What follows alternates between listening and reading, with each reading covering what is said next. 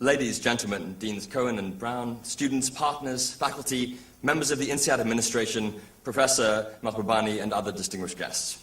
Please excuse me before I begin. As many of you know, I have a campaign promise to fulfill, and I don't like breaking promises.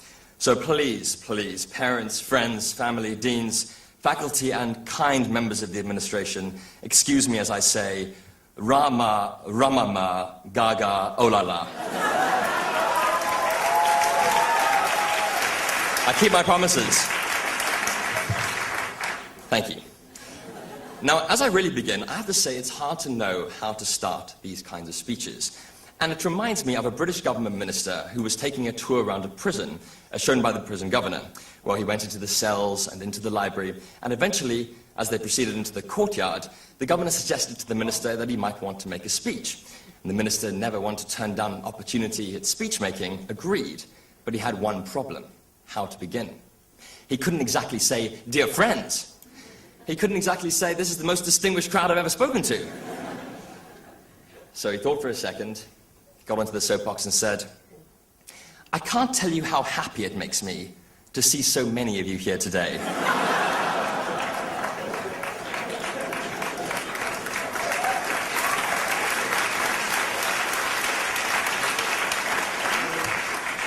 Actually, it's very easy to start the speech. I mean, how hard can it be to speak in front of 200 of your closest friends? You know, before INSEAD, I didn't even have 200 friends. Come to think of it, I didn't have any friends. I also didn't have any hair, but you can't ask miracles for 51,000 euros. And on that, you know, I don't understand why people go on so much about 51,000 euros. 51,000 euros this, 51,000 euros that. Get a grip, people. It's not a lot of money. I mean, what can you buy these days with 51,000 euros? Granted, you might get a small island off the coast of Greece. These days, you might get all of Greece. And Ireland too, if you throw in living costs. But fellow students, look at the big picture. Greece? Ireland? These are depreciating assets. An MBA is for life. And better still, the richer and more successful you are, the more my MBA is worth to me. Studies have shown that the number of INSEAD-owned spare bedrooms in the most fashionable arrondissements of Paris is set to triple in just 3 years. Now that is real value. So perhaps at this stage I should introduce myself. Me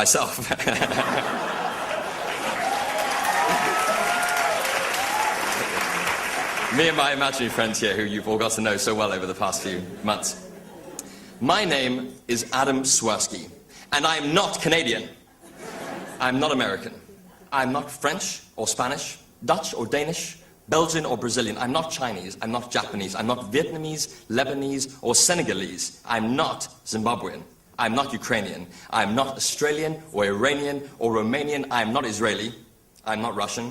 I'm not from Nigeria or from Algeria or Liberia or Tunisia. I am not from Papua New Guinea. I am INSEAD 10D, and I am proud.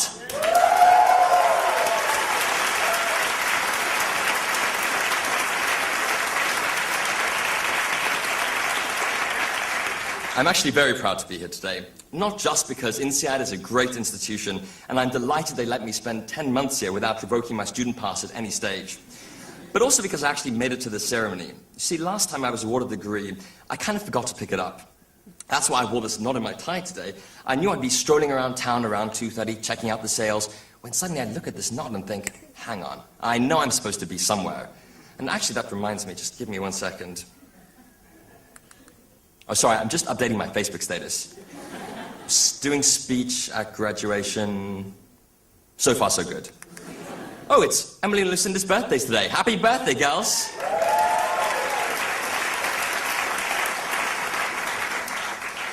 I guess it's getting a bit old to say how extraordinary it is, the explosive growth of social networks, cloud computing, wireless internet.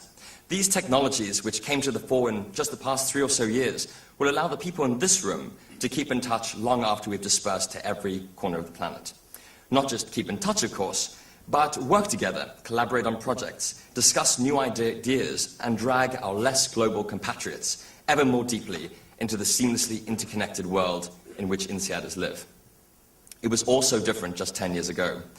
10 years ago, I'd be addressing you with a bow tie, with a cigar hanging out of my mouth, quoting Churchill, "Never give in, Never, never, never, never. And imagine, in 10 years' time, we'll all have our brains directly linked into the social network, so I can actually comment on your brainwave while you're having it. Hydrogen will never again go wasted from chloride factories, Singapore will have the world's finest e-supermarkets, and paper receipts will be a thing of the past. That's you guys. INSEAD may even have broadband.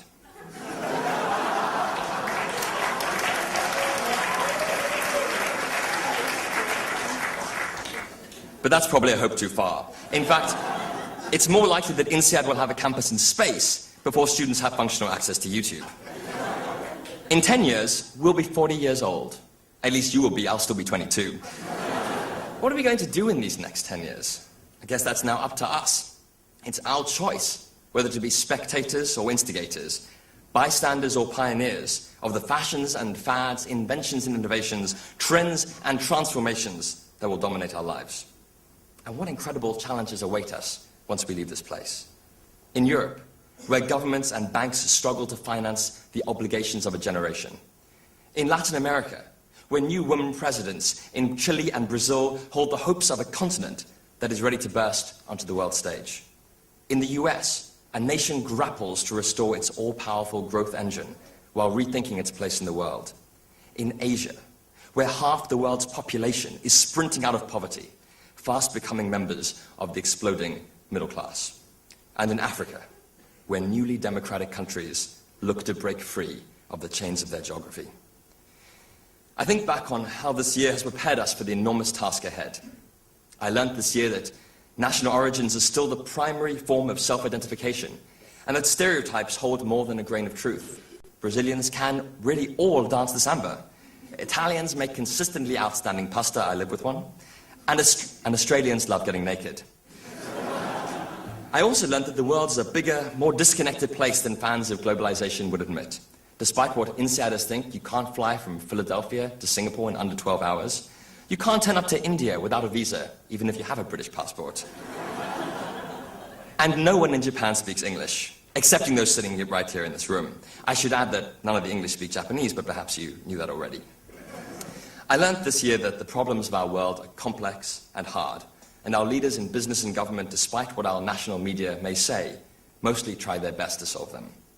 I also learned that the WACC is 10%.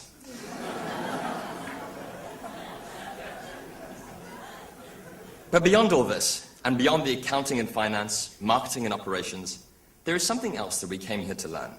Something that will prepare us for the challenges of our world more than any lecture could. It's something that Ted Kennedy understood when he wrote before his death to President Obama to urge him to press ahead on healthcare reform in the US.